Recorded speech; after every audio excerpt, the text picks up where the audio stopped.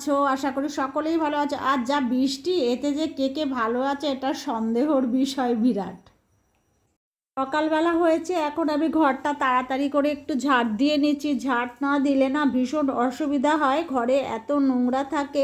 নোংরা মানে বেশিরভাগই যেটা থাকে চুল, খুব সমস্যায় পড়েছি। এই চুল নিয়ে কিভাবে যে সুরাহা করব জানি না, যে ভীষণ মাথা চুল উঠছে, জানি না বর্ষাকালের জন্য কিনা।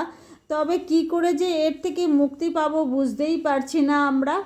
আর সেই জন্যই এত চুলের জন্যই ঝাড় দিতে হয় সকালবেলা সবার প্রথম। তো ঝাড়টা দিয়ে নিচ্ছি, এরপরে আবার তোমাদের সঙ্গে পরে কথা বলবো কি করব বলো। এরপরে রান্না বান্না সমস্ত কিছুই বাকি আছে, সবই একা হাতের তো ভীষণই অসুবিধা হয়, যার জন্য সকালবেলা এখন আমি ঘরটাকে মুছে নিই।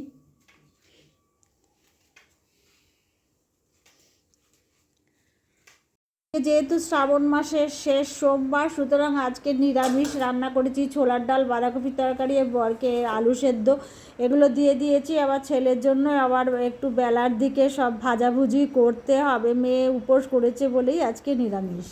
তো আমার রান্না টান্না সব হয়ে গেছে, আমি এখন সব মুছিয়ে টুছিয়ে একেবারে ফ্রেশ করে রেখে দিয়েছি। আর এখন বাজে কটা দেখবে, চলো দেখাই। দেখো এখন বাজে হচ্ছে তোমার 10টা বাজতে 10 মিনিট বাকি, একটু ফাস্ট আছে ঘড়িটা। তো আমার এখনই সমস্ত কাজকর্ম সব হয়ে গেছে, এমনকি ঠাকুরের পুজো হয়ে গেছে। আমার সব কিছুই তাড়াতাড়ি করে করি, কারণ আমি অনেক ভোরবেলা ঘুম থেকে উঠি, সেই জন্যই সব কিছু আমার তাড়াতাড়ি হয়ে যায়।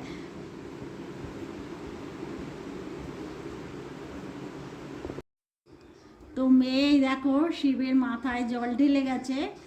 আমি উপোস করব ভেবেছিলাম, কিন্তু আমার শরীরের যা অবস্থা এখন আমার পক্ষে সম্ভব না। তবে নিরামিষ খেয়েছি, মাথায়ও জল ঢেলেছি, কিন্তু একদম পুরো নির্জলা উপোসটা আমি করব না, বা আমার করা বারণ আছে, যেহেতু আমি অসুস্থ, ডাক্তারের না করেছে।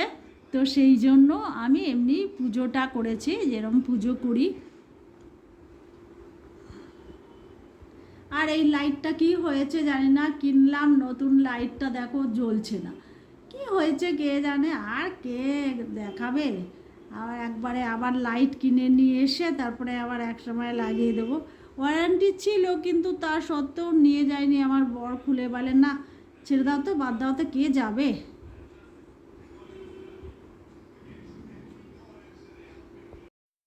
আমার ছেলে আজকে স্কুল যাবে না, এত বৃষ্টি পড়ছে।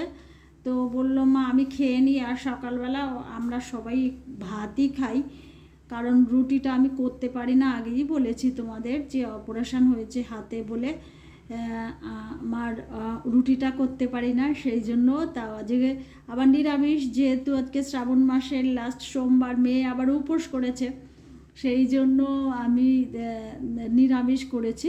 তো ছেলে এখন ছোলার ডাল আর আলু সেদ্ধ দিয়ে খাচ্ছে, ঘি দিয়ে অবশ্যই ভাত, আলু সেদ্ধটা মেখেছে, তো খাচ্ছে। স্কুল যাবে না, আর বর আর মেয়ে তো অবশ্যই গেছে, কারণ 2 দিন ছুটি ছিল, আজকে যেতেই হবে।